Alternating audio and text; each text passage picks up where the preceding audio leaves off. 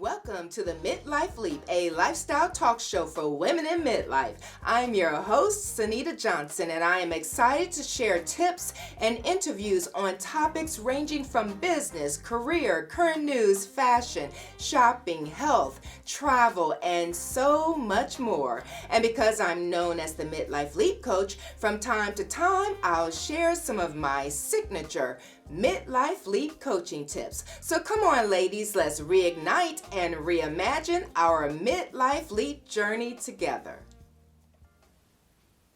Are you an Airbnb renter and you ever wonder in the back of your mind if there's a camera watching you? Or maybe you've read reports or heard of reports in the news. Well, recently a New Zealand Airbnb renter did find a camera hidden in a smoke detector located in the living room. Now, this renter happened to be in IT security, so naturally, after his family unpacked, he did a scan of the Wi-Fi network and he found a camera. But he took it further and connected to the camera and was able to view himself and his family on the live feed. Now that's kind of scary. Unfortunately, there have been several hidden camera reports and there have been arrests made. Airbnb does have terms of service that dictates that hosts must disclose the presence of cameras to their guests. Now, how can you scan the Wi-Fi in your Airbnb and not hopefully find cameras, but if they're there, you definitely want to find it. So you can download, there's 3 apps that are helpful. One is the Angry IP Scanner, Network Mapper, and Network Scanner. Now these apps basically, it scans the network that will allow you to view the IP addresses and manufacturers of devices that are connected to that Wi-Fi in your Airbnb. Now what you would do is once you see this list, you go around the Airbnb and basically kind of tick off each device that you can physically see. Now, if you see a device that looks suspicious, a port scan can help you identify its purpose. For example, there are short codes that are listed. You can do a Google search of those codes to identify the meaning. Like for example, the code RTMP and RTSP are generally for video streaming. Also, sometimes the owner might be kind of not very bright and might label that device as camera, which is the case of this the IT guy. The camera was listed as camera. But if you find anything, report anything suspicious to Airbnb and of course to the police. So protect yourself on your vacation and any Airbnb because basically your privacy should not be violated. After being tucked away for over a year due to the pandemic, many of us are ready to get back to exploring the world. But if you are concerned about safe travels, Sheats is here to share how you can travel and be socially responsible. With over 40 years of experience in the travel and hospitality industry, Sue combined her wealth of industry knowledge, visionary skill, and entrepreneurial spirit to launch World Exposures, giving travelers a VIP concierge travel experience. World Exposures is an innovative national sales network covering 19 major markets throughout North America, providing unique travel experiences, yacht and sailboat charters, adventure travel, and more. Now, Sue, I really want to know, what is socially responsible travel? Well, thank you for having me, Sunita. I'll start with just travel a little bit, just a tiny bit of background. So I've been in the travel industry for over 40 years. Travel is a state of mind. It's about exploration. It doesn't mean that you have to journey abroad or escape to a pristine beach. It basically can be anything that helps us explore people, cultures, environments. Travel can be in your own backyard. So, and I want to make sure our listeners really understand that travel is huge. It makes up over 10% of the global GDP. Very few people realize how important travel is to the economic functioning of the world. And this is a big one. 330 million jobs are in travel. You can imagine how COVID affected those jobs. 1 in 10 jobs around the world are in travel and tourism. So that just sets the stage for how important this segment is to the functioning of the world. We have good travel, we have bad travel, we have bad tourism, we have over tourism, and it's terrible to say, but one small upside to COVID-19 is that it made the travel industry stop and take stock of what they have been doing, and much of it has been it's being addressed. Things like overcrowding and the horrible things you see in places like Venice, where less than 1 in 5 Venetians, people that live there, are Venetians because of the terrible overcrowding. I will, just to go back to your question. So what's socially responsible travel? It's good tourism. It's tourism that respects the environment, society, local culture. It's where they're eager for you to come, for you to experience their way of life. Socially responsible tourism is an umbrella term. So I say that because it includes so much. It's responsible travel, transformational travel. It is planet conservation, animal conservation, sustainable travel, conflict resolution, interreligious travel. It's socially responsible travel respects local cultures, rules, norms, values, their history, language, religion. You can imagine. Kind of, it's that overall, overreaching types of travel. I'm blown away because honestly, I came into the interview thinking it was only related to the pandemic, but that makes a lot more sense though, because I've read, you read in the news, someone got arrested because they broke the law of another country that they weren't aware of.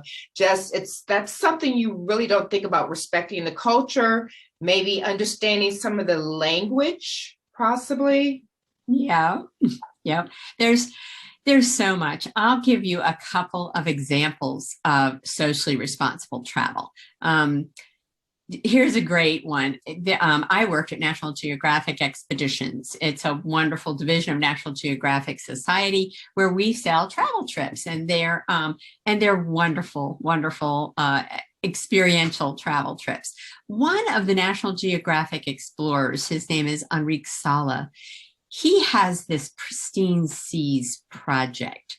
So he told the story of a fisherman who back in 1999 didn't have enough fish to make a living. He was in, I want to say in Indonesia, but I'm pretty sure it was in Indonesia.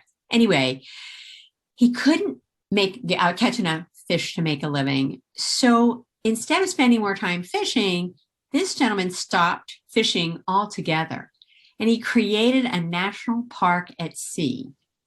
10 years later, all the fish and more had replenished, and he started making far more money from that kind of good tourism to his pristine seas project than he ever could have from fishing. That's just one example. A lot of our, we have experiential travel. That's off the beaten track. So you can be in these treetop hanging slings. There you can spend the night in the French Alps. There's dozens of these examples, but it's just a different way of traveling responsibly. One of the things I mentioned earlier was conflict resolution travel. These are this is probably my favorite tour of my life. It was a dual narrative tour. I had never been to Israel. I knew very little. I only knew what I heard in the news about Palestine and Israel. So we had an Israeli and a Palestinian with us for 10 days. Breakfast, lunch, and dinner. We had various speakers. an imam at lunch, and a 30-some-year-old woman, a colonel in the Israeli army. They had vastly different perspectives, and they walked us through this for 10 days, and I learned so much. I loved it. You saw all of the things that you went to the Holy Land to see, but you saw it with this 360-degree perspective, and it made it such a memorable trip. There's something called justice travel. I love this. You travel to understand what is justice in this region. So you can travel to Colombia, South America, and be with a demobilized FARC Colombia, cartel person, along with the local narcotics police.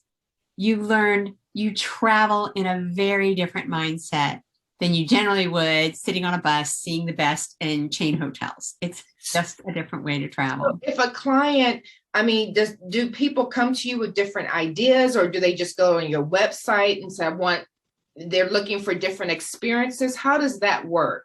They tell me what they want to do. And then I talk to them about, there's so many tips. Like I just had a couple that wanted to go to Thailand. Well, I love Thailand, but I made sure they know you never, ever touch an animal. You don't touch them. You don't bathe them. You don't feed them. You don't do anything with wild animals, because those animals the locals are using. If you're able to touch an elephant, then they've done horrible things to that elephant to make it so that you can touch it or wash it or whatever. So everybody that comes to me, I just arrange their trips and look at all the socially responsible ingredients. Things like supporting locally owned businesses. That's vital. Because if you don't do that, oftentimes these large international tour companies, much of the profit doesn't remain in their country. Instead, it flows to foreign companies and individuals, so that the locals get very little support out of you being in their destination. It means staying in locally owned lodges or villas, eating in locally owned restaurants, using locally owned guides and tour operators. I just help guide them so they can go where they want to go, but I help plan a very different type of travel. We make sure that the folks, when you're traveling, make sure that we ensure fair wages and tips. That sounds like a little thing. It's really important. We make sure that the guides and the drivers, we ask hard questions. What are you paying these guides and these drivers? If the tips aren't included, we have to ask the people generally what's fair, and you try to find out from them what their working conditions are like. We even ask to speak with local management. I know that sounds invasive, but it's important. It's important to know that the people that are getting paid a fair wage. And sometimes we find that that's not the case, and we report them to local authorities. Sometimes we post reviews on TripAdvisor to warn folks, because we want to make sure that when our guests are traveling, as I said, we're bringing the best to a destination. We take from them in our experience and learning from them, but we want to make sure that we're not abusing our rights there, or their rights there. Wow. So you really expanded my thought processes of travel. It's like you're adding a personal touch to the personal touch. And we're making sure that your trip is something that you feel really good about, and that the people that you go to visit, they love having you in their environment. It's important to know, a lot of people want to do voluntourism. That is vitally important, that you do proper research on the volunteer group. People don't realize that sometimes, although well-intentioned, you can actually have negative effects on the local sustainable development in that community. So you really need to be careful when you're planning these trips. I often tell people, learn a little bit of the local language. Don't assume that they understand English or that they want to speak English with you. Learn just a few phrases. It just makes it like you're respecting them in their country. And I've never had somebody not, even if I butchered their language, not appreciate the effort. So I try to give that as a tip.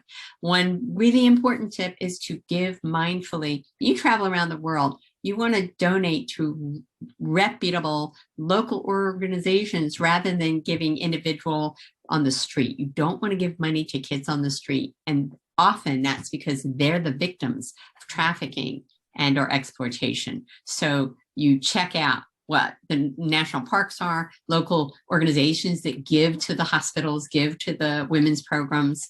One thing that I really make as it's vital that I talk to people about is being aware of our privilege. That is something we hear about on the news here, but even if you don't consider yourself rich, it doesn't matter the color of your skin, none of that matters. When you travel, the ability to travel internationally is a luxury, and it's a sign of having money.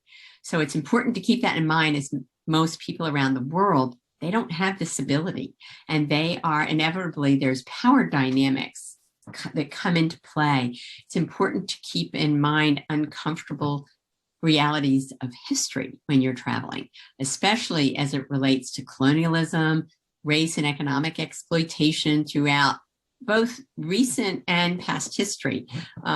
It gives rise to a power dynamic and economic differences. So keeping that in mind is important. Often Americans we are unaware. And so I bring that to the fore of their attention traveling. I make sure that the guests realize that you need to ask before taking photos and videos of people. It's certainly a courtesy, but it's also, for some folks, it's a religious issue. I think people know this, but we have to mention it. Whenever you have to respect the local environment wherever you go. You clean up after yourself. When camping, you have to bring out what you bring in, but that includes getting off a ship, going on to an island. You have to protect their wildlife and their habitats. Do never purchase products made from endangered plants or animals. People, they see that tortoise hair comb or whatever, and they want to purchase it.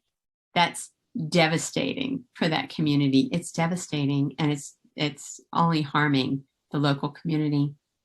Yeah. So if someone wants to reach you, how would they contact you? What's the best way to reach you? Oh, definitely. Worldexposures.com. It's a website. It's easy to reach me there. My phone number is on there. I am available all the time. I'm a licensed travel advisor. I'm part of IATAN. That is International Association, international network of travel advisors around the world. And we go through some pretty heavy vetting. So they're welcome to check out my company and my qualifications, my certifications at worldexposures.com, or they can call my cell phone at any time, 703-967-9336.